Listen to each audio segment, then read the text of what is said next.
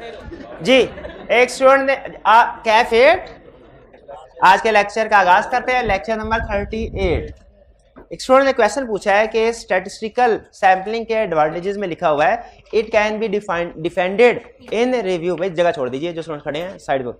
It can be easily defended in review, इसका मतलब क्या है? इसमें एक चीज है में रखिएगा, रिव्यू से मुराद रिव्यू इंगेजमेंट नहीं है, ठीक है। हमारे सिलेबस में 3 अल्फाज यूज होंगे, तीनों में फर्क पता होना चाहिए आपको, नोट कर लीजिए। एक है रिव्यू इंगेजमेंट, एक है रिव्यू इंगेजमेंट, दूसरी टर्म है रिव्यू और तीसरी टर्म है क्वालिटी कंट्रोल रिव्यू, ठीक है। जो review and quality control review है, इसका मतलब है किसी एक पर्सन या टीम का काम कोई दूसरा पर्सन या दूसरी टीम चेक करे कि इसने ठीक किया है कि नहीं, इसे कहते हैं रिव्यू या क्वालिटी कंट्रोल रिव्यू, ठीक है।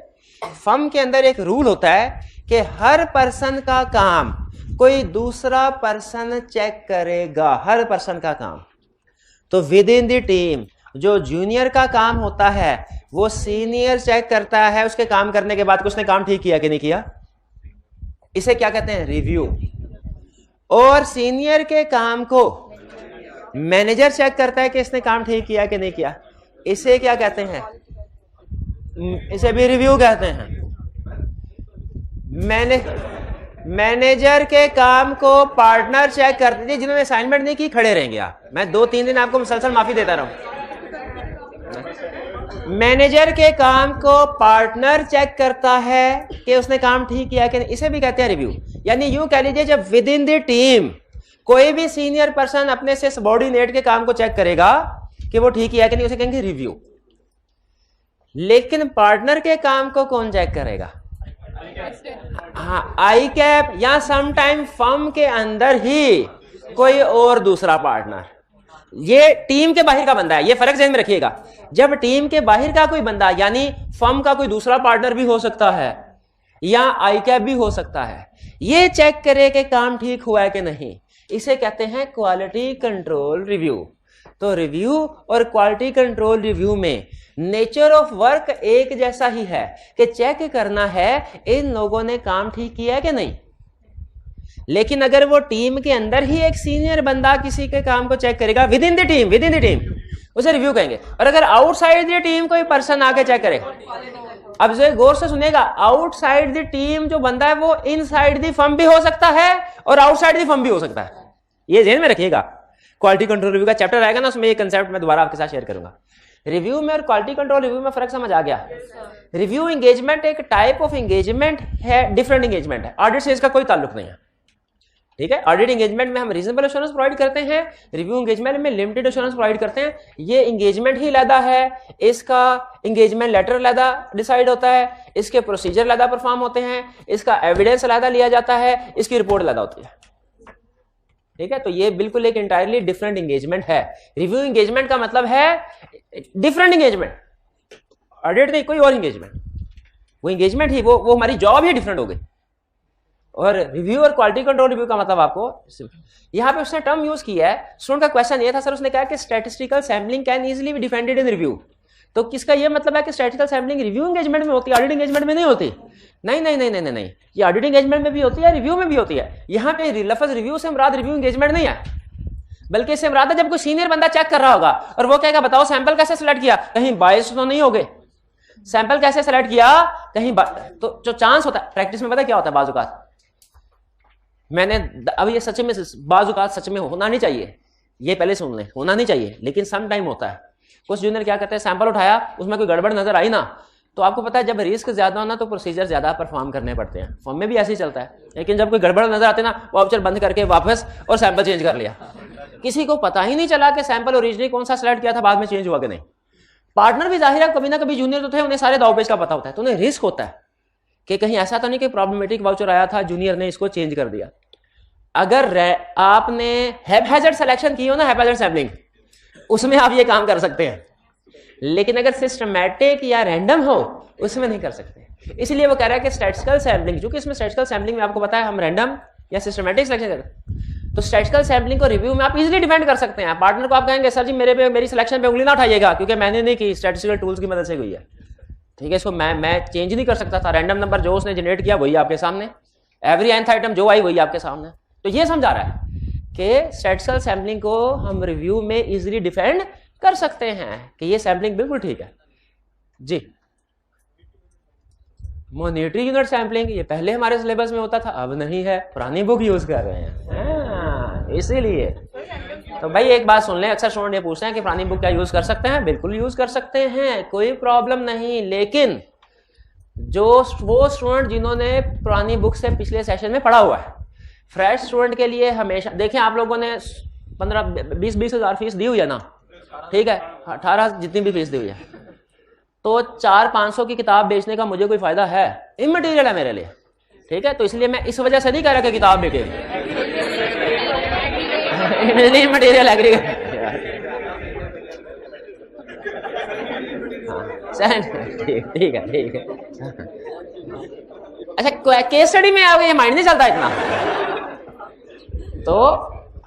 तो फ्रेश स्टूडेंट के लिए याद रखें, क्योंकि नए सिरे से उसने नॉलेज हासिल करना है तो लेटेस्ट चीज से ही हासिल करे तो बेहतर है। पुरानी बुक अगर किसी दोस्त बार से आप ले भी लेते हैं ना, तो नए स्टूडेंट को थोड़ी प्रॉब्लम होती है, एक तो किसी और की नोटिंग होती है तो वो अपनी नोटिंग हो सकता है, अपने सोचने का अंदाज डिफरेंट होता है, भाई बैठ जाए असाइनमेंट करके आया करें। और दूसरी प्रॉब्लम ये होती है कि सिलेबस में थोड़ी बहुत चेंजेस अच्छा चेंजेस दो तरह की होती है, ये मैं आपको बता दूं, एक वो चेंजेस जो ICAP सिलेबस में चेंज करता है, और एक वो जो टीचर में इंप्रूवमेंट आती है। आपको पता है टीचर में भी हर सेशन में इंप्रूवमेंट आती है। इवन मुझे कोई 12 साल हो गए हैं पढ़ाते हुए, हर सेशन में पता नहीं कितने स्टूडेंट्स और फिर उनके सवाल जवाब होते हैं, लेकिन स्टिल मैं जो नए सवाल होते हैं ना स्टूडेंट्स के, उनको लिख लिया करता हूँ, मेरी आदत है, खासतौर पर व्हाट्सएप ग्रुप में जो सवाल आते, तो उसमें नए सवाल आते हैं ना, तो सोचने का तरीकाकार फिर हमारा थोड़ा बदलता है, इस कंसेप्ट को ऐसे समझा दे, इसको ऐसे दफा ऐसे, तो उसकी वजह से कुछ चेंजेस ऐसे आती हैं जो टीचर या उस प्रोफेशनल जिसने किताब लिखी है ना, उसकी डेवलपमेंट की वजह से वो कुछ फॉर्मेट या प्रेजेंटेशन वगैरह चेंज कर दे, एक वो चेंजेस होती हैं, लेकिन वो स्टूडेंट के लिए इतनी अहम नहीं है, क्योंकि अगर पुरानी है ना तो वो भी ठीक है, वो है ठीक, लेकिन वो समझ लें आपके कंसेप्ट को सिंप्लीफाई या इजी कर देता है। लेकिन कुछ चेंजेस होती हैं जो ICAP सिलेबस में चेंज करता है, वो ज्यादा क्रिटिकल होती है।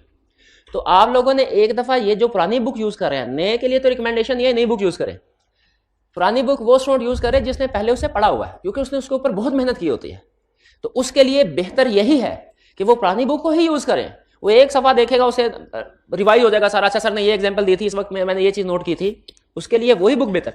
लेकिन फिर उसने एक काम एडिशनल करना होता है, क्या पता, उसने सिलेबस में चेंजेस को इंश्योर करना होता है। तो एक दफा किसी दोस्त से नई बुक लेके उसको कंपेयर कर ले कि इसमें क्या चेंज है, जो तो कंसेप्ट तो वही है, लेकिन अल्फाज थोड़े बहुत टीचर ने डिफरेंट किए होंगे, सिंप्लीफाई करके कोई एग्जांपल ऐड कर दी होगी, उसको करे ना करे वो कोई प्रॉब्लम, लेकिन जो सिलेबस में चेंजेस है उनको फिर नई बुक में ऐड लेस कर ले। सिलेबस से कोई चीज निकली है तो डिलीट कर दे, और सिलेबस में कोई नई चीज आई है तो ऐड। ये नई बुक के साथ आप कंपेयर करेंगे तो आपको पता चल जाएगा सिलेबस में क्या चेंजेस है। ये काम आपने करना, ठीक है, जो पुरानी बुक यूज कर रहे हैं जिन्होंने पिछले सेशन में पढ़ा हुआ था, ये मेरी तरफ से सजेशन है, बाकी मर्जी आपकी, या जो करना चाहे करें, मेरे को कोई टेंशन नहीं है, क्योंकि फायदा भी आपका है, नुकसान बताना मेरा फर्ज है, अमल करना ना करना आपका जी। परफॉर्मेंस मटीरियलिटी में क्या फर्क है? एक सबसे बड़ा फर्क यह आपके लिए कि मटीरियलिटी मैंने आपको समझाया हुआ है, परफॉर्मेंस मटीरियलिटी नहीं समझाया हुआ, तो उसके बारे में अभी ना सोचें।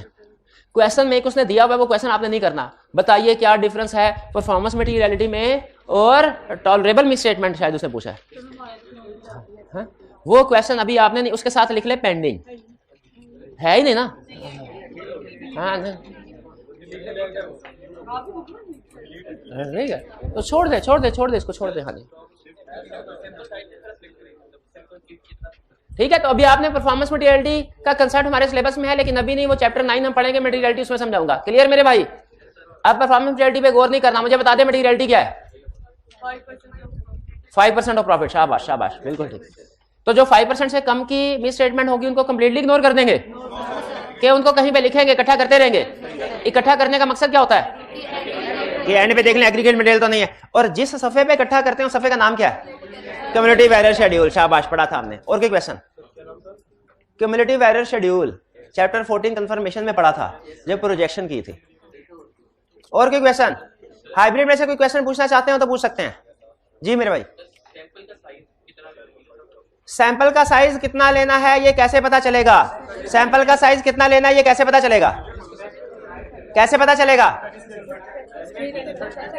क्या एक मिनट है रेना, सैंपल का साइज कितना लेना है ये कैसे पता चलेगा? अच्छा मेरा ख्याल है पिछले साल की फाइल देखेंगे, जितना पिछले साल साइज लिया उतना इस साल ले लेंगे। नहीं, पिछले साल का सैंपल साइज पिछले साल के फैक्टर्स की बेस पे लिया गया था, इस साल का सैंपल साइज इस साल के फैक्टर की बेस पे लिया जाएगा। बताइए कैसे पता चलेगा सैंपल साइज कितना लेना? फैक्टर्स को देख के। वो जो कल फैक्टर्स पढ़े थे वो किस लिए थे? सैंपल साइज के लिए। अगर फैक्टर्स मौजूद है इंक्रीज वाले तो सैंपल साइज इंक्रीज हो जाएगा, और वो डिक्रीज वाले तो डिक्रीज हो जाएगा। बेसिक कंसेप्ट था, ऐसे ना करें। नो प्रॉब्लम, नो प्रॉब्लम, फिर से पूछ लें, कोई नहीं। कि सैंपल्स कैसे पता चलेगा सैंपल साइज कितना लेना है? फैक्टर्स को सामने रखे डिसाइड करेंगे। टेस्ट ऑफ कंट्रोल के फैक्टर्स कुछ हो रहे हैं, टेस्ट ऑफ डिटेल के फैक्टर कुछ हो रहे हैं। और कोई क्वेश्चन?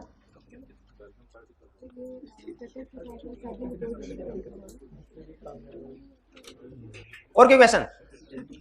चलिए आज के लेक्चर की तरफ चलें। अच्छा, हमने सैंपल डिजाइन जो है वो स्टेप कंप्लीट कर लिया हुआ, एग्रीड।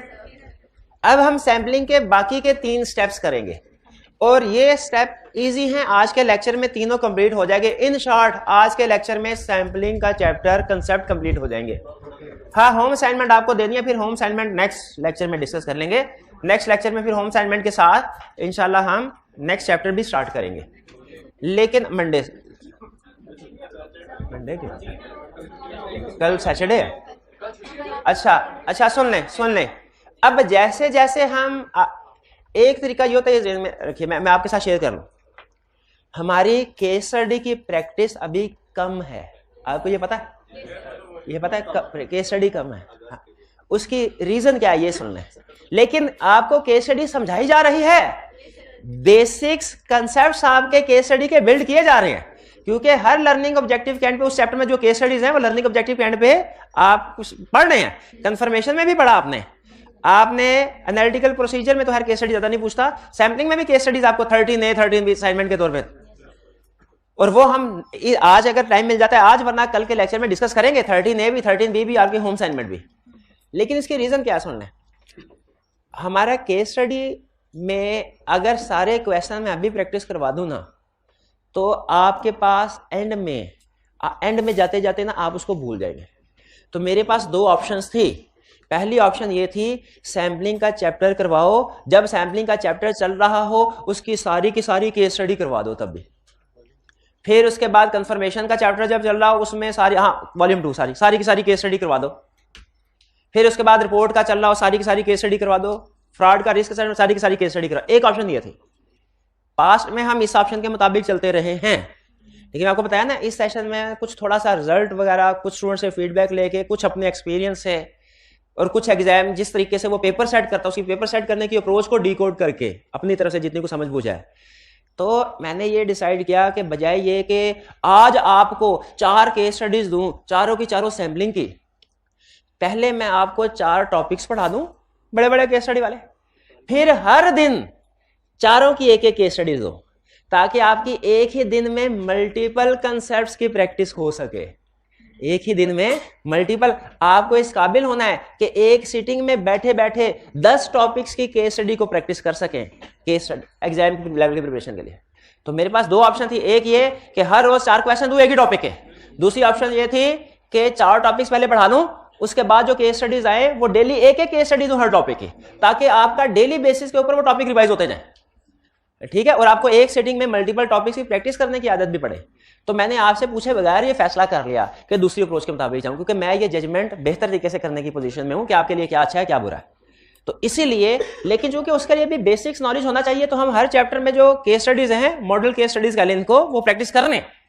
ठीक है, लेकिन ये सफिशिएंट प्रैक्टिस नहीं है जेन में। इसको आपने बेंचमार्क नहीं बना लेना कि सर शुरू में तो आप केस स्टडीज इतनी ज्यादा नहीं देते थे, अब केस स्टडी, भाई अभी आपके कंसेप्ट बिल्ड हो रहे हैं, अभी आपको सिखाया जा रहा है केस स्टडी को कैसे अटेम्प्ट करना है। जब मुझे लगेगा ना कि हाँ अब आप कंफर्टेबल लेवल पे हैं, उस टॉपिक की भी अंडरस्टैंडिंग है, केस स्टडीज कैसे अटेम्प्ट करनी है इसकी भी अंडरस्टैंडिंग है। फिर मैं आपको चुन चुन के, ये इंशाल्लाह हफ्ते 10 दिन में वॉल्यूम 2 भी तब तक आ जाएगा, चुन चुन के क्वेश्चन दिया करूंगा। इस चैप्टर का ये क्वेश्चन करना है आज, और फिर दूसरे चैप्टर का ये क्वेश्चन करना है, तीसरे चैप्टर का ये क्वेश्चन करना है। तो ये जहन में रखिएगा, इसको आपने बेंच मार्क नहीं बना, यूं ना समझिएगा कि बस यही प्रैक्टिस आपने करनी है, वॉल्यूम 1 नहीं करना है, ना ना ना, वॉल्यूम 2 भी लाजमी है, ठीक है। लेकिन इसलिए होल्ड पे किया हुआ है क्योंकि मैं पहले चाह रहा हूं कि आप कोई 3-4 केस स्टडी वाले चैप्टर्स कंप्लीट कर लें, ताकि मुझे असाइनमेंट देते हुए भी मुझे मजा आए और आपको केस स्टडी करते हुए भी जो है थोड़ी तकलीफ हो। आगे ना, जितनी आपको तकलीफ होगी उतना मैं एंजॉय करूंगा। 4-4 केस स्टडीज एक दिन में। लेकिन याद रखें अगर ये थोड़ा सा डिफिकल्ट टाइम है, लेकिन इंशाल्लाह ये प्रैक्टिस करेंगे ना तो एग्जाम इजीली अटेम्प्ट करने के और इंशाल्लाह पास करने के भी काबिल होंगे। लेकिन अगर केस स्टडी की प्रैक्टिस नहीं की आपने और यही कहते रहे सर जैसा आप पहले पढ़ाते थे ना, पहला महीना आपने जिस लेवल पे हमें रखा है एंड तक उसी लेवल पे जाएंगे, वो नहीं होगा वो सर। तो ये जहन में रखिएगा, अगले तकरीबन 8-10 दिन के बाद जब हम एक और चैप्टर केस स्टडी वाला कर लेंगे, उसके बाद आपको होम असाइनमेंट मिलना शुरू हो जाएंगी, ठीक है जी। बल्कि हो सकता है कुछ 2-3 क्वेश्चन आपको होम असाइनमेंट के मैं 1-2 दिन में देना शुरू कर दूं। क्लियर हो गया ये? और कोई क्वेश्चन हो तो पूछ लें। कोई क्वेश्चन नहीं आज के टॉपिक की तरफ से? पूछो जल्दी। टॉलरेबल रेट ऑडिटर कैसे सेट करता है, उसकी क्या सोच होती है? उसकी सोच ये होती है कि मैंने चेक करना है सीएफओ पेमेंट करने से पहले, एक्सपेंसेस की पेमेंट करने से पहले वाउचर को अप्रूव करता है कि नहीं। अगर अप्रूव करता है तो उसका मतलब है सीएफओ की चेकिंग के, इन्वेस्टिगेशन के, पूछताछ के बाद एक्सपेंस इनकर किया जा रहा है। इस सूरत में एक्सपेंस के गलत होने का रिस्क कम है। और अगर सीएफओ बगैर चेकिंग किए, सीएफओ की चेकिंग के बगैर पेमेंट्स हो रही हैं, तो इसका मतलब यह है कि सीएफओ एक्सपेंसेस में नजर नहीं रख रहा, अब एक्सपेंसेस के फेक होने का खतरा है। एक मिनट पहले अभी ये सोच समझ आई आपको? मैंने इस पर्पस के लिए टेस्ट ऑफ कंट्रोल्स परफॉर्म करना है, लेकिन मैंने पहले से जहन में ये रख लेना है कि कुछ ना कुछ केसेस ऐसे आएंगे जिनमें सीएफओ ने हो सकता है अप्रूवल ना की हो, मे बी सीएफओ किसी दिन छुट्टी पे चला गया हो, मे बी किसी दिन ओवरबर्डन हो, सीएफओ ने कहा मैं जरा दूसरे ज्यादा अहम काम कर रहा हूं तो अभी ये मैं चेक नहीं कर सकता, या मे बी सीएफओ किसी मीटिंग के लिए वो फॉरेन टूर पे कंट्री से बाहर हो किसी काम की घर से। तो कुछ साल में ऐसे दिन आ सकते हैं जिनमें जेन्युइन रीजन होगी कि सीएफओ ने अप्रूवल नहीं, तो हम उसको कंसीडर करते हुए एक लेवल सेट कर लेते हैं कि जितनी टोटल ट्रांजैक्शन है ना, तकरीबन 5% के करीब किसी रीजन की वजह से सीएफओ ने अप्रूव नहीं की होंगी, लेकिन 95% के करीब उसने अप्रूव की होंगी। तो जो 5% हम उसको मार्जिन ऑफ एरर देते हैं ना, ये है हमारा टॉलरेबल रेट ऑफ डेविएशन या tolerable miss statement. Conceptually definition में तो जो लिखा है याद कर लेंगे, रिटर्न लगा लेंगे आप, कंसेप्चुअली है। अब अगर मैं सैम्पलिंग करता हूं और मुझे पता चलता है टॉलरेबल रेट ऑफ डेविएशन तो असल जो सैंपल है उसके मुताबिक तो 20% है, यानी अब मैं किस नतीजे पे पहुंचा हूं कि सीएफओ 100 में से 80 ट्रांजैक्शंस को अप्रूव कर रहा है, 20 को नहीं कर रहा। हालांकि निचली मैंने असेस किया था तकरीबन 5% तक जस्टिफाइड होगा, 5% ऊपर जस्टिफाइड नहीं है। तो अब जो मेरी प्रोजेक्शन है सैंपल की बेस पे, वो चूंकि अब ज्यादा हो गई है, अब मेरे ख्याल में जितना जस्टिफाइड था उससे ज्यादा मसले मसाइल आ रहे हैं, तो मेरा कंक्लूजन क्या होगा? कंट्रोल्स वीक हैं, कंट्रोल्स वीक हैं। क्लियर आगे? तो ये ऑडिटर की सोच होती है जब वो डिसाइड कर रहा होता है टॉलरेबल रेट ऑफ डेविएशन या टॉलरेबल मिस स्टेटमेंट।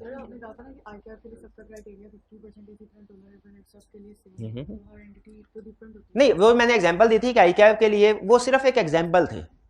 प्रैक्टिकली भी वैसे ऐसे होता है कि टॉलरेबल रेट ऑफ डेविएशन या टॉलरेबल मिस स्टेटमेंट नॉर्मली 5% के करीब ही होती है ज्यादातर, लेकिन इसमें थोड़ा बहुत इंक्रीज आ सकता है, क्लाइंट टू क्लाइंट वेरी कर सकते हैं।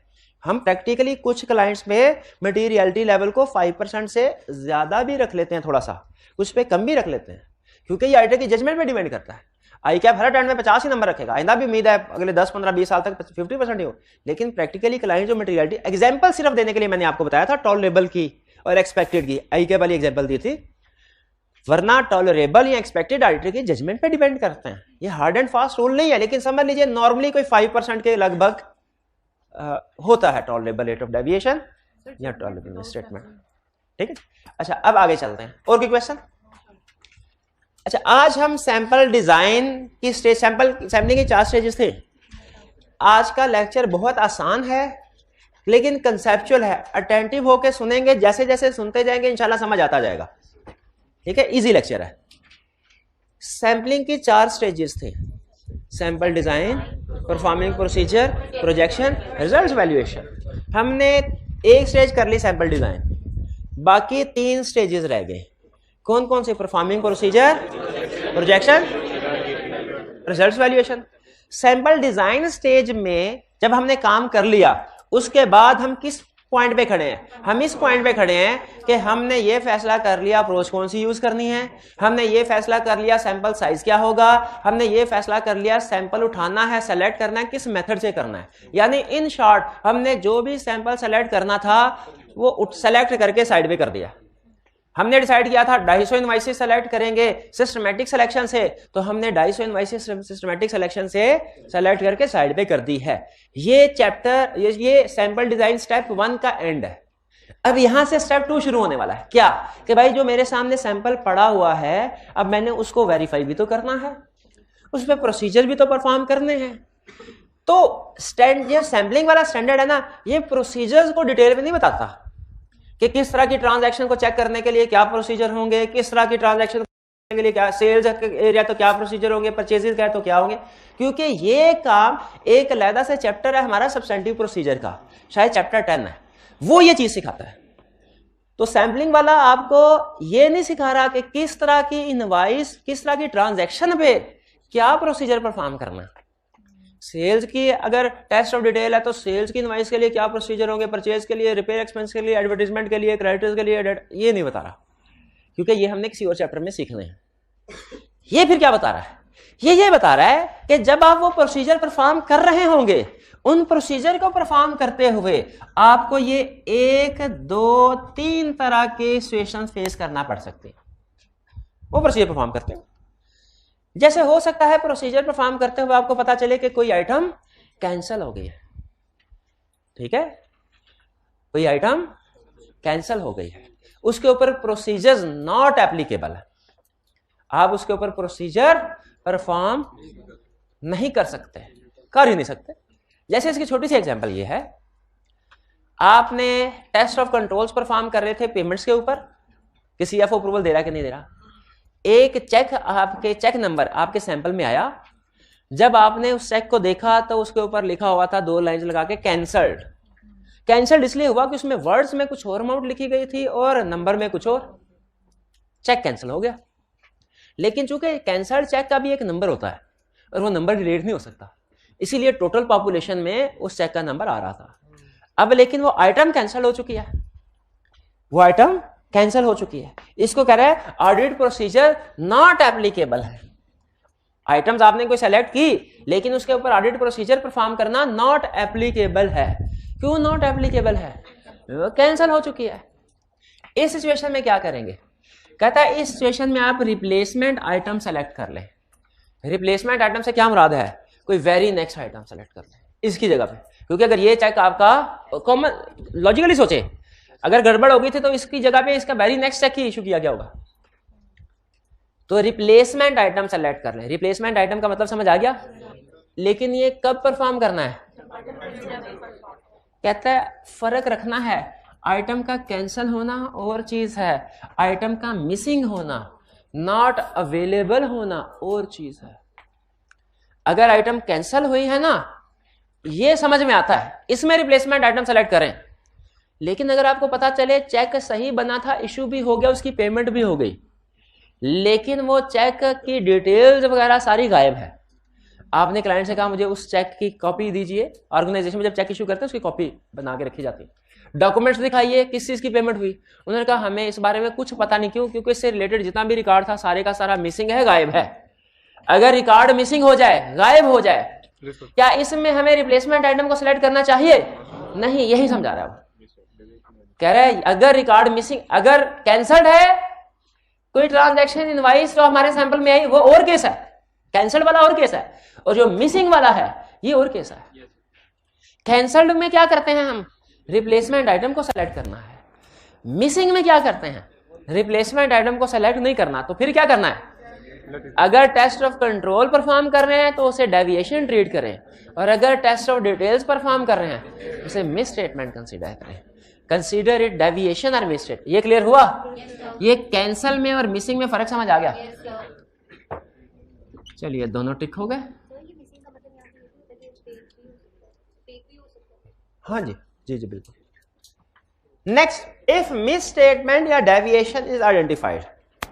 अगर फर्ज कीजिए आपने सैंपल सेलेक्ट किया, आपको सैंपल मिल भी गया, मतलब आइटम मिल भी गई, आपके तकरीबन अगर 100 का सैंपल है ना, उसमें 95 ट्रांजैक्शन ठीक होंगी। अपनी 95 ट्रांजैक्शन ठीक होती हैं, 5 ट्रांजैक्शन में कोई गड़बड़ होती है। यही कह रहा है, अगर आपको कोई डेविएशन या मिस स्टेटमेंट आइडेंटिफाई हो जाए, सैंपलिंग के दौरान में कोई डेविएशन या मिस स्टेटमेंट आइडेंटिफाई हो जाती है, तो फिर आपने क्या करना है, ये जरा गौर से सुनिएगा। कहता है सबसे पहले आप ये देखें कि जो मिस स्टेटमेंट आपके सामने आई है वो एनोमली है कि रिप्रेजेंटेटिव ऑफ पॉपुलेशन है। जो मिस स्टेटमेंट हमारे सामने आई है एनोमली है या रिप्रेजेंटेटिव ऑफ पॉपुलेशन है। एनोमली क्या होता है, रिप्रेजेंटेटिव ऑफ पॉपुलेशन क्या होता है, ये सुन लीजिए। रिप्रेजेंटेटिव ऑफ पॉपुलेशन उस चीज को कहते हैं जो पूरी पॉपुलेशन को रिप्रेजेंट करती हो, यानी पूरी पॉपुलेशन में उस जैसी और चीजें भी हो, सारी क्वालिटी वो होती है। और वो आइटम जो कि पॉपुलेशन को रिप्रेजेंट नहीं करते उसे हम कहते हैं एनोमली। फर्ज कीजिए एक सीएफओ है, हमने सैंपल सेलेक्ट किया, हमारे सामने एक मिस स्टेटमेंट आ गई, हमारे सामने एक मिस स्टेटमेंट आ गई। हमने असल में किया क्या था कि सेल्स थी, हर मंथ वाइज उसको क्लासिफ स्ट्रेटिफिकेशन की मंथ वाइज। जनवरी के महीने के जो सैंपल सेलेक्ट किया हमने कुछ, उसमें एक मिस स्टेटमेंट सामने आई जो उस सीएफओ ने की थी। में भी किसी एरिया का उसका कंसेप्ट वीक होगा शायद। क्या हम एक्सपेक्ट कर सकते हैं कि इसी तरह की मिस स्टेटमेंट फरवरी में भी होगी, मार्च में भी, अप्रैल में भी, मई में भी? पॉसिबल है, पॉसिबल है। एक ही एग्जांपल है। दूसरी एग्जांपल, हमें पता चला जनवरी के महीने में सीएफओ की एनुअल लीव्स कुछ बाकी थी, वो 2 हफ्ते के लिए छुट्टियों पे चला गया, उसकी जगह पे एक टेम्परेरी एम्प्लॉय को हायर किया गया। और ये जो गलती हमारे सामने आई है ना, ये उस टेम्परेरी एम्प्लॉय ने किया, सीएफओ ने नहीं की। ये दूसरी सिचुएशन। बताइए क्या हम ये एक्सपेक्ट कर सकते हैं कि इसी तरह की गलती फरवरी में भी होगी, मार्च में भी होगी, अप्रैल में भी होगी? नहीं, क्योंकि ये तो सिर्फ उस पीरियड की गलती है जब 2 हफ्ते के लिए सीएफओ गया था, जो टेम्परेरी एम्प्लॉय ने किया। ये miss statement representative of population नहीं है, यानी इसी तरह की मिस स्टेटमेंट फरवरी, मार्च, अप्रैल, मई, जून में अकर नहीं हुई होगी। तो जो इस तरह की मिस स्टेटमेंट होती है जो वन ऑफ इवेंट की वजह से होती है, कभी कभार एक्सेप्शनल नेचर की होती है, एक्सेप्शनल रीजन की वजह से जो होती है मिस, इसे हम कहते हैं एनोमली। ये पॉपुलेशन का रिप्रेजेंटेटिव नहीं होते हैं। और जो रूटीन नेचर की मिस स्टेटमेंट होती है वो रिप्रेजेंटेटिव है, वो पॉपुलेशन में बार बार अकर हो रही होती है। तो एनोमली और रिप्रेजेंटेटिव में फर्क समझ आ गया। अब सुनिए हमारी सैंपलिंग में इसका क्या फर्क पड़ता है। कहता है जब आप प्रोजेक्शन कर रहे हो ना, प्रोजेक्शन कि 10 में से 1 गलती है तो 120 में कितनी गलती होंगी? 12। जब ये प्रोजेक्शन कर रहे हो, इसमें रिप्रेजेंटेटिव वाली आइटम्स को तो कंसीडर करना है, इंक्लूड कर, लेकिन जो एनोमली है उनको एक्सक्लूड कर देना। हालांकि वो मिस स्टेटमेंट है, एनोमली, लेकिन उसको प्रोजेक्शन में यूज नहीं करना। क्यों नहीं करना? वो जनवरी में तो हुई है अकर, फरवरी में नहीं हुई। फरवरी में सीएफओ वापस आ गया था, मार्च में सीएफओ वापस था, अप्रैल में सीएफओ वापस था। वो रिप्रेजेंटेटिव ऑफ पॉपुलेशन नहीं है, वो बार बार अकर नहीं हुई, इसलिए उसे प्रोजेक्शन में यूज नहीं करना। क्योंकि प्रोजेक्शन में हमारी असेसमेंट ये होती है कि अगर 1 महीने में इतनी गलती है तो 12 महीनों में इतनी गलतियां होंगी। वो अगर सीएफओ करेगा ना तो फिर प्रोजेक्शन कर सकते हैं, लेकिन अगर वो टेम्परेरी एम्प्लॉय करता है फिर नहीं, क्योंकि वो तब तक ही हुई होगी गलती जब तक वो टेम्परेरी एम्प्लॉय काम किया उसने। भाई समझ आई एनोमली क्या होता है, रिप्रेजेंटेटिव क्या होता है, और इनका हमारी सैम्पलिंग में क्या इफेक्ट है, यही बता रहा है। कह रहा है एनोमली है ना, एनोमली, इसको प्रोजेक्शन में यूज नहीं करना, रिप्रेजेंटेटिव को प्रोजेक्शन में यूज करना है। एनॉमली को प्रोजेक्शन में यूज नहीं करना, लेकिन कह रहा है इग्नोर भी ना कर देना, इग्नोर भी ना, क्योंकि बहरहाल मिस स्टेटमेंट है। आप उस एरिया में, जिस एरिया में एनॉमली है ना, उस एरिया में अपने प्रोसीजर को एक्सटेंड कर सकते हो। क्यों भला? यहां पे देखिए, जब टेम्परेरी एम्प्लॉय की इशू सामने आया ना मेरे, एक फैसला तो मैंने ये किया, ये टेम्परेरी एम्प्लॉय की वजह से इशू है, एनॉमली है, इसे प्रोजेक्शन में यूज नहीं करना। बताइए यहां पे केस स्टडी खत्म। क्या मेरी अप्रोच ठीक है? क्या करना चाहिए मुझे? हाँ, अब मुझे ये पता है ये टेम्परेरी एम्प्लॉय की मिस्टेक बाकी के महीनों में नहीं हुई, इसलिए प्रोजेक्शन नहीं करनी। लेकिन मुझे फिर साथ में ये भी पता है कि टेम्परेरी एम्प्लॉय अगर एक गलती कर सकता है ना, इसने और भी गलतियां क्यों। मैं अपनी टीम से कहूंगा भाई टेम्परेरी एम्प्लॉय की जितनी भी ट्रांजैक्शन थी ना, सबको खोल लो, सबको सेलेक्ट करो, चेक करो, अपने प्रोसीजर उसके ऊपर बढ़ा दो। यानी दूसरे लफ्जों में, टेक्निकल वर्ड्स में बताऊं, टेक्निकल वर्ड्स में स्टैंडर्ड कहता है कि नॉर्मली हो तो आपने सैंपलिंग नहीं करनी, लेकिन स्पेसिफिक आइटम सिलेक्शन कर देनी है। फिर स्पेसिफिक आइटम सिलेक्शन कर देनी है। स्पेसिफिक आइटम सिलेक्शन, उस इंडिविजुअल की ट्रांजैक्शन को सिलेक्ट कर लो, उस इंडिविजुअल की ट्रांजैक्शन को सिलेक्ट कर लो जो टेम्परेरी एम्प्लॉय है। भाई प्रो समझ आ रही कि नहीं आ रही? होना चाहिए कि नहीं ऐसे ही? नहीं, प्रोजेक्शंस नहीं हो रही, उसको सैम्पलिंग से अलग कर दिया, लेकिन बहरहाल हमें नजर तो आ रहा है ना कि यहां पे मिस स्टेटमेंट ज्यादा है, यहां पे मिस स्टेटमेंट। हमने क्लाइंट की 50 ब्रांचेस हैं, हमने हर ब्रांच में से थोड़ा थोड़ा सैंपल सेलेक्ट किया, हमें ओवरऑल पता चला कि भाई बस सिर्फ 6-7 गलतियां हैं, बाकी सब कुछ ठीक है, हमने ओवरऑल ओके कर दिया। लेकिन फिर हमें यह भी पता चला कि 6-7 गलतियां एक ही ब्रांच में है। बताइए, ओवरऑल प्रोजेक्शन ओके है, ओवरऑल लेवल पे स्पेसिफिक करेंगे कि नहीं? क्योंकि सारी की सारी जो है वो कॉमन फीचर शेयर कर रही है। कॉमन फीचर क्या शेयर कर रही है? एक ही ब्रांच की। इसीलिए स्टैंडर्ड ये कहता है कि जब मिस स्टेटमेंट या डेविएशन आपको मिले ना, और उसमें कॉमन फीचर शेयर हो रहे हों, कॉमन फीचर, तो कॉमन फीचर किसी ना किसी ट्रेंड को शो कर रहे होते हैं, कॉमन फीचर किसी ना किसी ट्रेंड को शो कर रहे होते हैं। आपने देखा है वो एक लफ्ज बोलते हैं तरीका वारदात, क्या कहते हैं उसे, मोडस ऑपरेंडी, इस तरह का लफ्ज बोलते हैं, हाँ? तरीका वारदात। जब शहर में कोई सीरियल किलर घूम रहा हो और हर तीसरे चौथे दिन पत्थर से किसी के सर को कुचला गया हो, कोई स्ट्रीट क्रिमिनल कोई सड़क फुटपाथ पे पड़ा, तो अब हालांकि आपको ये नहीं पता पहला मर्डर किसने किया, दूसरा किसने किया, तीसरा किसने किया, लेकिन चूंकि सब में तरीका वारदात एक है, कॉमन फीचर्स स्टाइल एक है, तो आप ये अंदाजा लगा सकते हैं कि एक ही पर्सन या एक ही ग्रुप कर रहा है इसके पीछे। एग्जैक्टली उसी तरह एज ऑडिटर जब हमारे सामने कोई ऐसी मिस स्टेटमेंट डेविएशंस आती हैं जिनमें तरीका वारदात एक ही होता है, कॉमन फीचर, तो याद रखें वहां पे हम अलर्ट हो जाते हैं, हमारा रिस्क ऑफ फ्रॉड बढ़ जाता है, रिस्क ऑफ फ्रॉड बढ़ जाता है। एक छोटी सी एग्जांपल यहां पे शेयर करता जाऊं। ऑडिटर का मटेरियलिटी लेवल है 5000, ठीक है, 4999 के मिस स्टेटमेंट इमटेरियल है, ठीक है। आपको एक मिस स्टेटमेंट नजर आई 4900 इमटेरियल, आपने उसको कहीं इग्नोर कर दिया। अब आपने टी काउंट देखा, उसमें 4999 खास इस अमाउंट की 50 आइटम्स नजर आ गई ट्रांजैक्शन। अब आपका रिस्क बढ़ जाना चाहिए कि नहीं?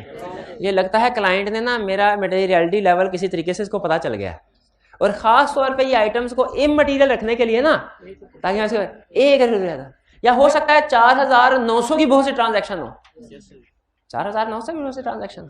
तो इससे अच्छा मैं आपको एक चीज बताता हूं, आपको 5 ट्रांजैक्शन बता रहा हूं, आपने बताना है कि किसमें रिस्क ऑफ फ्रॉड है। आप एक डिपार्टमेंटल स्टोर पे काम कर रहे हैं और इनवाइसेस आपके सामने आई जो उस साल की सेल, ऑडिटर है आप, और आपके सामने उस दिन इनवाइसेस आई। इनवाइसेस कैसे आ रहे हैं? 9335, तो इसी तरह की इनवाइस बनती है ना, 7834 रुपए, 3838 रुपए, 10,000 रुपए, 2835। क्यों? Round figure. तो ये जो कुछ ट्रांजैक्शंस ऐसी होती हैं जिनके कुछ फीचर्स होते हैं, उन फीचर से हमें अंदाजा हो जाता है कि ये फ्रॉडलेंट ट्रांजैक्शन लग रही है। तो जब एक ही तरह की कोई मिस स्टेटमेंट हो और बार बार सामने आ रही हो, मिस स्टेटमेंट आई 495 रुपए की, ठीक है, इमटेरियल थी, इग्नोर कर, लेकिन 10-12 मिस स्टेटमेंट सामने आई, सारी 495 की थी, आपको अलर्ट होना चाहिए कि नहीं होना चाहिए? कि कोई एक कड़ी बनाई हुई है इन्होंने, कोई काम चल रहा है। हाँ, जो 495 की ट्रांजैक्शन ही बार बार आ रही हैं। ठीक है, तो ये जब कॉमन कोई मिस स्टेटमेंट डेविएशन आप आइडेंटिफाई करें, उसमें कॉमन फीचर हो, सारी की सारी एक ब्रांच से रिलेट कर रही हैं, सारी की सारी एक पर्सन से रिलेट कर रही हैं, सारी की सारी सेम अमाउंट की है, या कुछ और भी इस तरह के कॉमन फीचर जब शेयर हो रहे हो, फौरन आपने अलर्ट हो जाना है कि रिस्क ऑफ फ्रॉड इंक्रीज हो जाएगा। तरीका वारदात चल रहा है कोई एक। क्लियर हो गया ये? तो मिस स्टेटमेंट आइडेंटिफाई हो गई तो हमने क्या करना है? अनोमली है पहले डिसाइड करना है, अनोमली है कि रिप्रेजेंटेटिव। अनोमली है तो उसे प्रोजेक्शन में यूज नहीं करना। इसकी रीजन समझ आ गई ना, कि वो रिप्रेजेंटेटिव पॉपुलेशन नहीं है। हाँ, अगर रिप्रेजेंटेटिव है उसे प्रोजेक्शन में यूज कर लें। और अगर आपको पता चले कॉमन फीचर्स शेयर हो रहे हैं, ऑडिट प्रोसीजर बढ़ा दे, रिस्क ऑफ फ्रॉड है। नेक्स्ट प्रोजेक्शन करें। अब थोड़ा मैथ का काम आ गया आपका। कैलकुलेटर है आपके पास, सामने रखे। वैसे फिगर्स हमने सिंपल रखी हैं, आप ज़बानी कलाम में भी कैलकुलेशन कर सकते हैं, बेहतर है कैलकुलेटर सामने रखें। हाइब्रिड वाले भाई अटेंटिव हैं आप?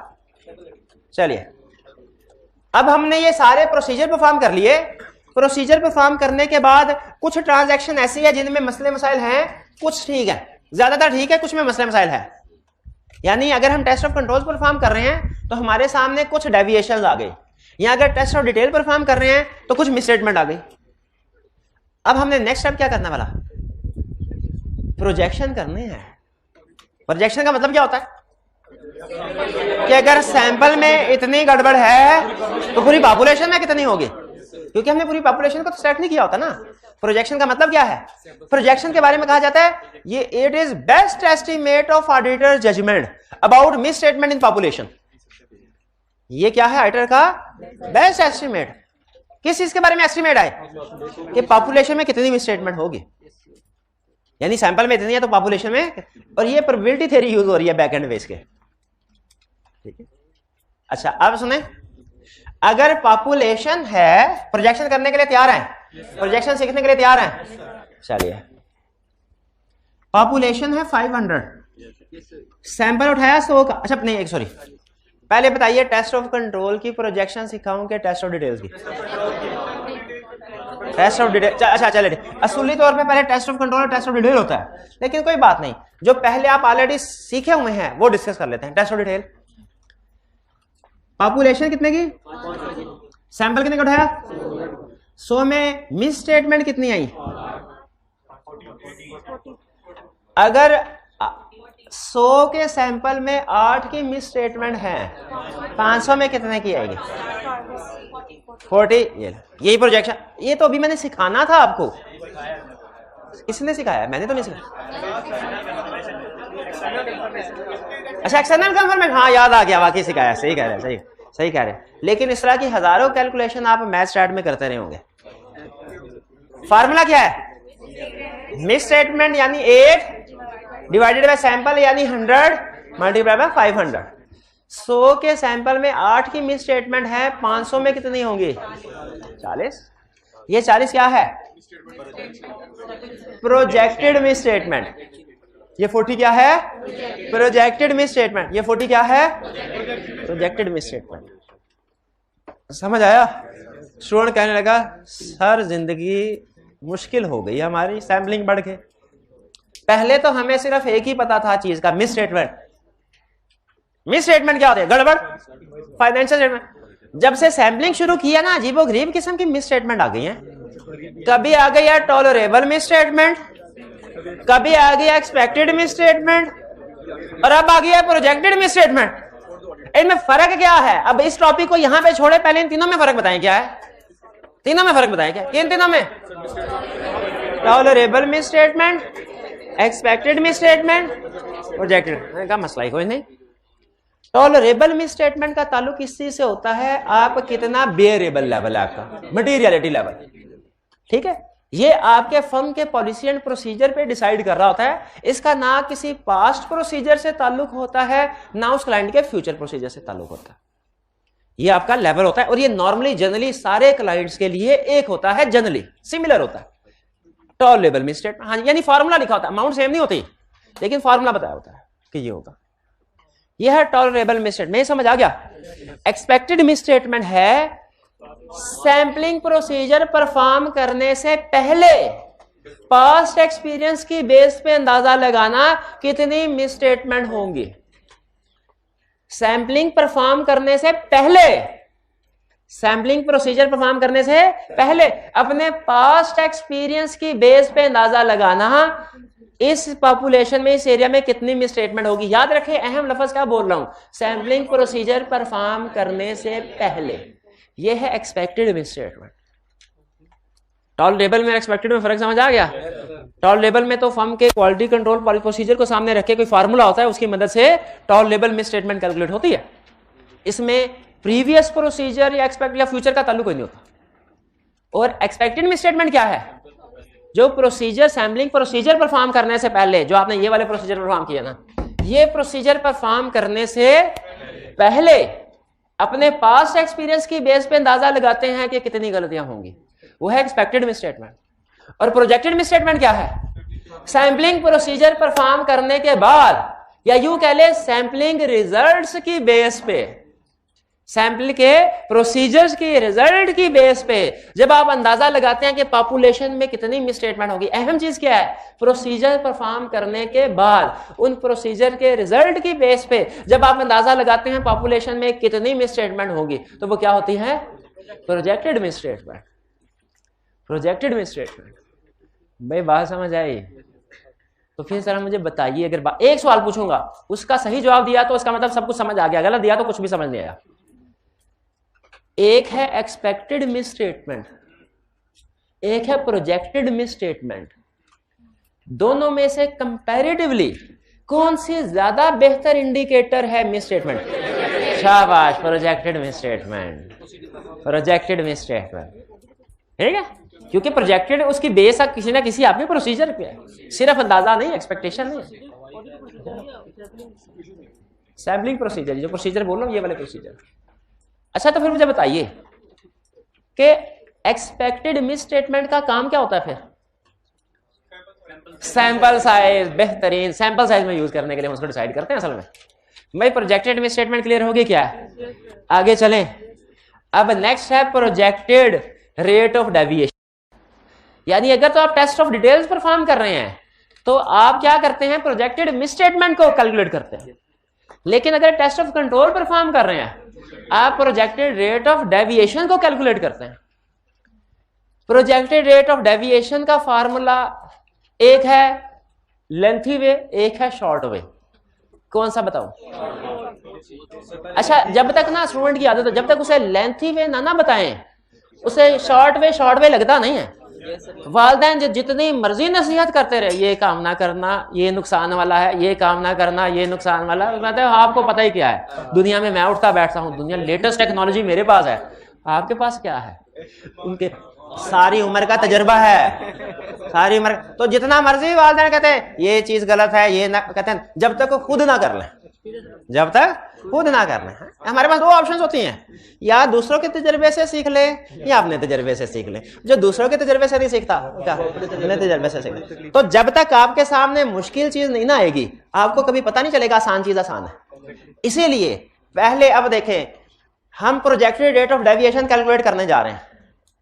ये जो मेरे ख्याल रेट ऑफ डेविएशन अमाउंट में नहीं होता, रेट का मतलब ही परसेंटेज होता है, ये ध्यान में रखिएगा। कैलकुलेटर निकाल लें, सेम केस, लेकिन अब ये अमाउंट्स नहीं है, अब ये नंबर ऑफ ट्रांजैक्शन है।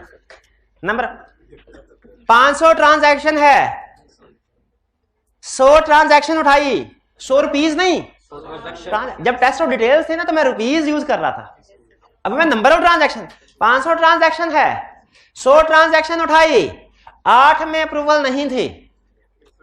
अब पहले कैलकुलेट कर लें, अगर 100 में से 8 में अप्रूवल नहीं है तो सैंपल का रेट आया 8%।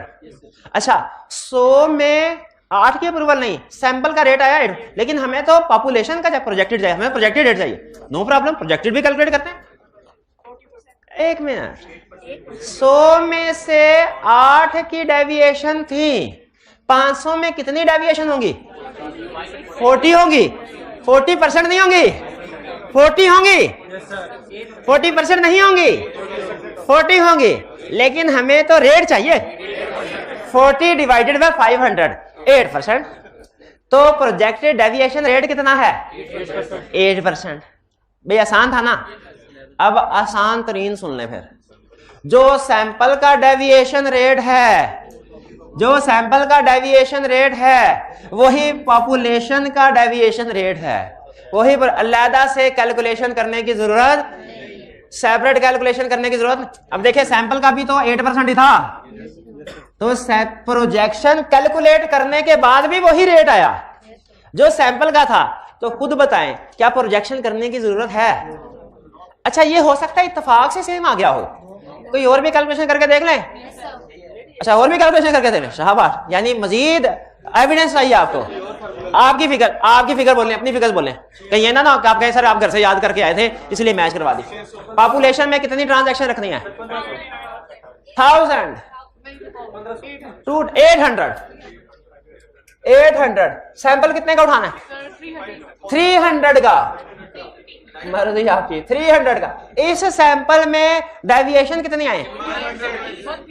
150। इतनी ज्यादा नहीं, मुझे कोई हर्ज नहीं है। 50 75। चलो 75 कर लें ताकि आपको कंफर्म हो जाए। अब कैलकुलेट करें पहले इसका डेविएशन। पहले मुश्किल चीज 300 में 75 की डेविएशन है, 800 में कितने की डेविएशन? 200 की। और डेविएशन रेट कितना निकला? 25%। इसको साइड पे लिख लें 25%।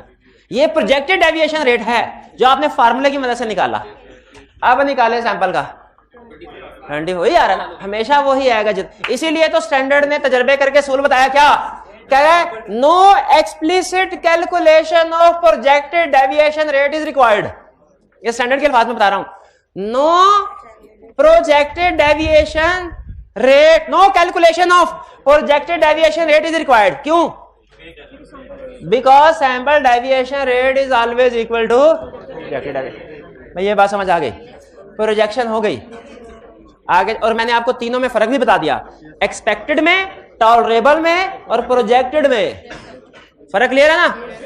अब आखिरी काम रिजल्ट वैल्यू। बहुत आसान। अब सुनिए, पहले इवैल्यूएशन टेस्ट ऑफ कंट्रोल्स की सिखाऊंगे, टेस्ट ऑफ डिटेल की। टेस्ट ऑफ कंट्रोल बिल्कुल ठीक है, क्योंकि पहले टेस्ट ऑफ कंट्रोल परफॉर्म होते हैं।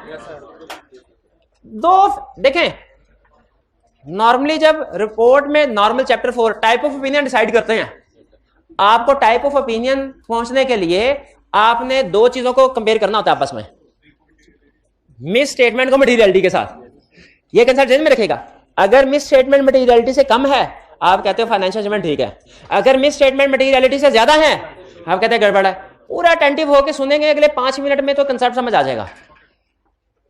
चैप्टर 4 में नॉर्मल ऑडिट में क्या रूल है कि नतीजे कंक्लूजन पे पहुंचने के लिए आप किन दो चीजों को कंपेयर करते हैं? मिस स्टेटमेंट को, मटीरियलिटी लेवल को। यहां पे सैंपलिंग में भी दो चीजों को कंपेयर करेंगे।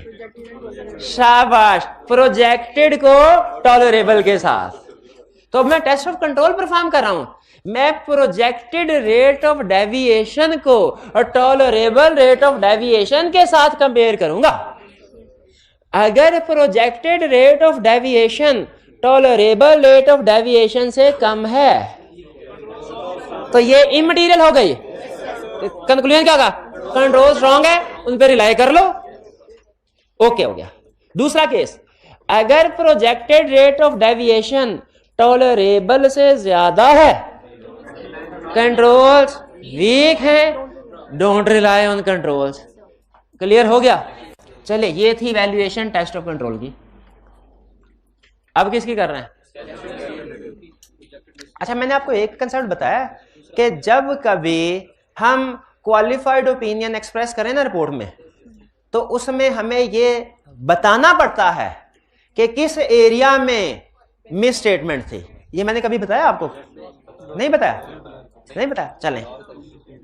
अच्छा, आपको ये पता, आपको एक बात बताऊं, याद है? 5 मिनट एक्स्ट्रा दे देंगे आज मुझे, ठीक है? अच्छा, आई कैप आपको रिजल्ट देता है तो क्या सिर्फ ये बताता है कि आप पास हैं कि फेल हैं? क्या अगर फेल है तो उसकी रीजंस भी बताता है, किस किस क्वेश्चन में क्या क्या गड़बड़ किया है? सिर्फ पास फेल बताता है? अच्छा, सोच के बताएं, रीजन बतानी चाहिए कि नहीं? आएगा वो आपके लिए ज्यादा है। मैं अब उसके बाद आई कैप बताता है। पैसे लेके। इस दफा आई कैप ने अनाउंस किया ना, उसको क्या कहते हैं, एग्जामिनी असेसमेंट, क्या कहते हैं उसका, क्या नाम, असेसमेंट रिव्यू। हाँ जी, ऑप्शन है 6,000 रुपया अगर आपके 40 से ऊपर मार्क्स हैं, 6,000 8,000, अच्छा आप जमा करवाएं। आप वो एक खास तौर पे एक चार्टर्ड अकाउंटेंट को बुलाएंगे या जो भी सफिशिएंटली एक्सपीरियंस होगा सब्जेक्ट के लिहाज से, उसके सामने सिर्फ आपका पेपर होगा, कहेंगे इसको चेक करो, इसने जो जो गलतियां की है ना, इसने सिर्फ इसी ने, वो लिखो और इसको भेजो। इसमें और एग्जामिनर कमेंट्स में क्या फर्क है भला? एग्जामिनर कमेंट्स जनरल है, ये स्पेसिफिक है, बहुत अहम होती है ये। और मेरी आपसे एक रिक्वेस्ट है, अगर कभी इस तरह अगर आपका है तो कर लेंगे, बड़े काम किया। अगर ऑडिट में खुदा ना खास्ता गड़बड़ होती है ना आपके साथ, आप ये असेसमेंट जरूर करवाइए और मेरे साथ जरूर शेयर कीजिए, क्योंकि मैं नहीं करवा सकता। अगर मेरे पास ऑप्शन होती ना, मैं अल्लाह जानता है खुद 10-12 स्टूडेंट्स के जो है ना उनके कहता मैं चेक करके मुझे दो, मैं पैसे नहीं देना। आप कहेंगे सर मैं असेसमेंट करानी है, पैसे दे देना। हाँ थोड़े बहुत हो सकते हैं, थोड़े बहुत, क्योंकि मेरे भी बड़े काम की चीज है ना। 1,000 रुपया ले लीजिएगा, 1,000 रुपया आपकी रीइंबर्समेंट हो जाएगी, एक्सपेंस कम हो गया। ओके 1,000 रुपया दे दूंगा, 1,000 3 नहीं ना 1,000 रुपया इंशाल्लाह दे दूंगा, वो शेयर करो। अच्छा अब सुने इसका कंसेप्ट पे आ रहा हूं। इसका मतलब ये हुआ जब गड़बड़ हो तो गड़बड़ है ये तो बताना चाहिए, पास है फेल ये तो बताना चाहिए फेल, लेकिन रीजन भी बतानी चाहिए। रिपोर्ट में भी इस तरह होता है, जब कभी ऑडिटर क्वालिफाइड या एडवर्स या डिस्क्लेमर ऑफ ओपिनियन एक्सप्रेस करता है, रिपोर्ट में रीजन बतानी होती है कि किस एरिया में क्या गड़बड़, कितनी अमाउंट की गड़बड़, अमाउंट भी बतानी होती है। अच्छा आप वापस आए, टेस्ट ऑफ डिटेल की वैल्यूज, टेस्ट ऑफ डिटेल कर रहे थे ना। अच्छा फिर सोच के बताइए, टेस्ट ऑफ कंट्रोल में तो प्रोजेक्टेड रेट ऑफ डेविएशन को आपने टॉलरेबल रेट ऑफ डेविएशन के साथ कंपेयर किया, टेस्ट ऑफ डिटेल में किसको किसके साथ करें?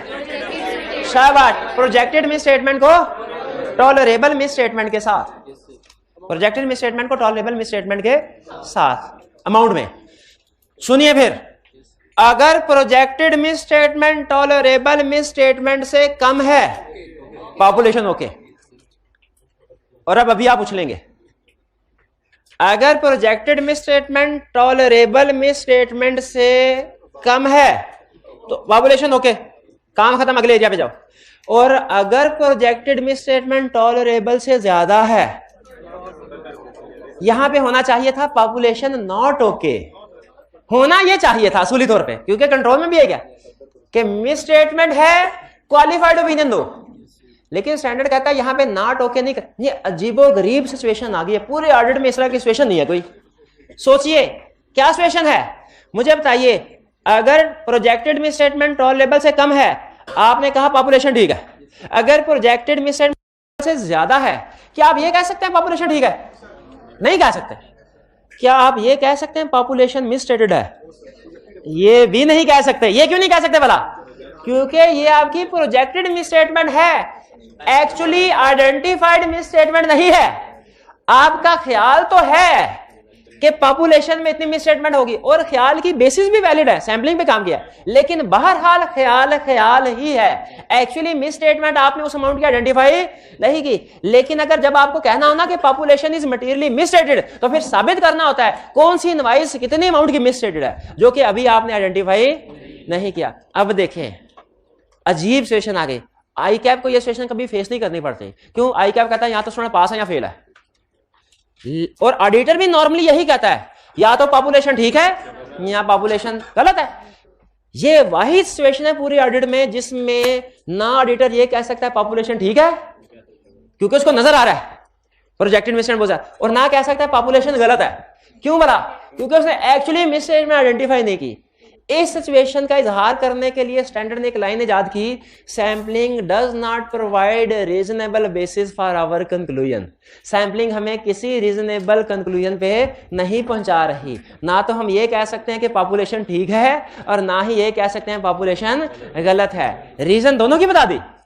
ये क्यों नहीं कह सकते कि पॉपुलेशन ठीक है, क्यों नहीं कह सकते पॉपुलेशन ठीक, और नजर आ रहा है प्रोजेक्टेड मिस स्टेटमेंट बहुत ज्यादा है, और ये क्यों नहीं कह सकते पॉपुलेशन गलत है?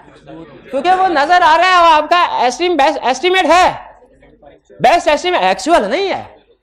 अगर रिपोर्ट क्वालिफाई करनी हो ना, एक्चुअल मिस स्टेटमेंट बतानी पड़ती है कितने की थी, किस जगह पे थी। तो ना कह सकते हैं ठीक ना गलत, तो फिर क्या कहते हैं भला? नहीं, पहली लाइन ये लिखनी है, sampling does not provide reasonable base on. तो फिर क्या करना है, रीजनेबल कंक्लूजन पे पहुंचने के लिए फिर क्या करना है? अब सैम्पलिंग नहीं पर जा रही तो फिर क्या करें? फिर अदर प्रोसीजर से जाएं। और अदर प्रोसीजर कौन से होते हैं? आप मजीद कोई डिटेल, आप एनालिटिकल प्रोसीजर की तरफ चले जाए, आप स्पेसिफिक प्रोसीजर की तरफ चले जाए, आप 100% प्रोसीजर की तरफ चले जाए। लेकिन सैम्पलिंग, इसमें हम वैसे क्लाइंट को कहते हैं कि भाई हमें नजर आ रहा है मिस स्टेटमेंट बहुत ज्यादा है, लेकिन आइडेंटिफाई नहीं की, चलो आओ मिलके ढूंढे, आओ मिलके ढूंढे। फिर मैनेजमेंट हमारी हेल्प करती है, मिस स्टेटमेंट हम उनका रिव्यू किया करते हैं। क्लियर हुआ? यहां पे जेल में रखिएगा। ये वाली सिचुएशन बाकी वाली सिचुएशन तीनों से क्यों डिफरेंट है? बाकी वाली तीनों में क्लियर कंक्लूजन आ रहा है, ओके नॉट ओके, ओके ये ना ओके है ना नॉट ओके है। समझ आ रही है इसकी? अच्छा आप सुने, आप चाहते हैं कि 5 मिनट के अंदर आपको कंप्लीट अंडरस्टैंडिंग सैम्पलिंग की मिल जाए स्टार्ट सेट कि प्रैक्टिकली सैम्पलिंग कैसे होती है। अच्छा क्लास नहीं, क्लास खत्म, ये एंड पे एक एग्जांपल दी है, numeric example on projection and valuation डब्बे में, लर्निंग ऑब्जेक्टिव 6 के एंड पे। पहली फुर्सत में, जब भी फुर्सत मिले, अभी आधे घंटे या घंटे या 2 घंटे बाद, इसको पढ़ लीजिएगा। और कैलकुलेशन कैलकुलेटर के साथ पढ़ना है। कैलकुलेटर के बगैर पढ़ेंगे इसका फायदा आधा है, कैलकुलेटर के साथ पढ़ेंगे इसका फायदा डबल है। ये एग्जांपल आपने पढ़नी है लाजमी। क्लियर? और आप बाकी जो केस स्टडी है इन चैप्टर के एंड के क्वेश्चन आपकी होम असाइनमेंट है, लिख दिया हुआ है, क्वेश्चन एट एंड ऑफ। ठीक है, आज का लेक्चर यहां पे खत्म करते हैं हम। अल्लाह हाफिज।